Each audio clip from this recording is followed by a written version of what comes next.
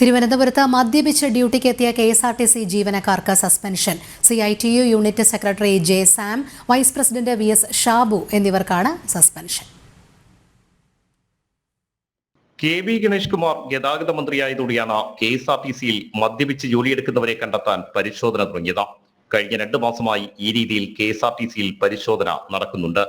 ഇതുവരെ 120ഓളം ജീവനക്കാർക്കെതിരെ മദ്യപിച്ചതായി കണ്ടെത്തിയതിനെ തുടർന്ന് KSRTC നടപടിയെടുത്തിരുന്നു. സ്ഥിരം ജീവനക്കാരെ സസ്പെൻഡ് ചെയ്യുകയും താൽക്കാലിക ജീവനക്കാരെ പിരിച്ചുവിടുകയും ചെയ്തു.